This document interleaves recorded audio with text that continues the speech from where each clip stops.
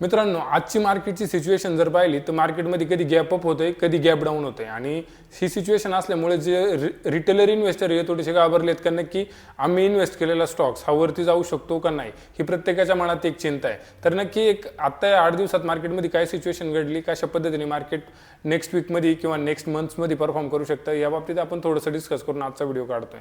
तर मित्रांनो, मी राम तुमच्या सर्वांचं स्वागत करतो धनक्रांतीमध्ये. सगळ्यात महत्त्वाचा पहिला पॉईंट म्हणजे मार्केटमध्ये जो मेन मुवमेंटचा पॉईंट होता तो असा होता का अमेरिकेने जो काही टॅरिफ टॅक्स आपल्यावरती लावला होता तो 90 दिवसांसाठी पुढे ढकलला आहे. ओके, मग त्या सिच्युएशनला एका दिवसात निफ्टीची जी पॉईंट मुवमेंट झाली ती समथिंग 450 पॉईंटची मुवमेंट झाली आणि 450 पॉईंटमध्ये मार्केट एवढं मूव झालंय.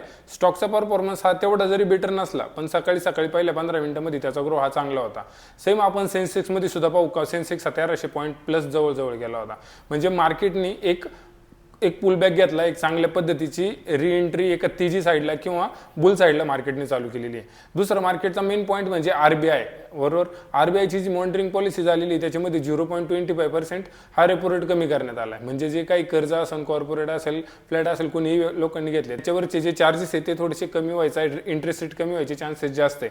तर तुम्ही ते केले नसतील तर तुम्ही ज्याच्याकडनं कर्ज वगैरे घेतले त्याला तुम्ही डिस्कस करू शकता, कॉल करू शकता, तर त्याचाही बेनिफिट तुम्हाला थोडक्यात पाहायला भेटेल. पण त्या गोष्टीमुळे जो मेन शेअर मार्केटवरती इम्पॅक्ट झालाय त्याचा पण थोडासा जो पुश झालाय मार्केटवरती येण्यासाठी हा एक चांगला इम्पॅक्ट झालाय. आणि रिसेंटली काही वर्षामध्ये मार्केटने 2 टाइम म्हणजे रिसेंटली एक 20-25 दिवसापूर्वी आणि आत्ता असं 2 वेळा रेपो रेट फक्त कमी करण्यात आलाय. त्यानंतर आता जो जागतिक व्यापार आहे त्याच्यामध्ये चायना, त्यांचा जो वाद चालू आहे चायना किंवा अमेरिका यांच्यामध्ये टॅरिफ टॅक्सवरून दोघे एकमेकाचा टॅरिफ टॅक्स वाढवतात ते मग नक्की आता आपल्याला त्याचा काय इम्पॅक्ट होतो. आता आपल्यावरती पण वाढवला होता पण ज्यावेळेस जो मार्केटचा फॉल स्ट्रॉंग आला त्यानंतर त्या डिसिजनवर थोडासा स्टे ठेवण्यात आला. तो स्टे ठेवण्यात आला 90 दिवसांसाठी.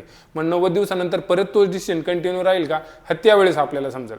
पण एक सिच्युएशन तर एक कॉन्स्टंट झालेली आहे, मार्केट तिथनं चांगल्यापैकी प्लस येतंय आणि ते राहू शकतं. मी तुम्हाला इन्व्हेस्ट करताना कायम सांगतो, जर तुम्ही बेस्ट इन्व्हेस्टर असाल तर अशा संधीमध्ये तुम्ही ट्राय करत चला, मार्केट तुम्हाला चांगले पैसे देण्याचे चान्सेस राहतील. मार्केट पडल्यानंतर इन्व्हेस्ट करायचं. मार्केट ज्यावेळेस न्यूज येते 1000 पॉईंट प्लस 5000 पॉईंट प्लस त्यावेळेस इन्व्हेस्ट करायचा विचार जास्त नाही करायचा. इन्व्हेस्ट ज्यावेळेस संकट असतात त्या संकटात संधी तुम्हाला सापडायची असते. आता प्रत्येक इन्व्हेस्टरचा माइंडसेट काय, मार्केट तर बुल आहे आणि मी इन्व्हेस्ट तर केलेत, पण आता तुम्ही कोणत्या सेक्टरमध्ये इन्व्हेस्ट केलेत, तुम्ही जे स्टॉक्स निवडलेले आहेत ते नक्की आता कशा पद्धतीने मुवमेंट करतात हे त्याच्यावरती डिपेंडेंट आहे. मग त्यातलं आता काय एक्झाम्पल घ्यायचं झालं तर एक सिंपल आहे, मेटल स्टॉक्स असेल, हेल्थकेअर स्टॉक्स असेल, हे जे किंवा यांचे जे सेक्टर्स असतील हे सेक्टर चांगले बुलमध्ये चाललेत, म्हणजे चांगल्या प्रकारे त्यांच्यामध्ये वाढ कंटिन्यू दिसत चाललेली. पण आता इथंच IT सेक्टर पाहिलं तर त्याची जी मुवमेंट आहे एक माणसाच्या मनात संकोच निर्माण झाला का नक्की ही परत एवढं वरती येईल का आपल्याला याच्यातनं लॉस भेटेल.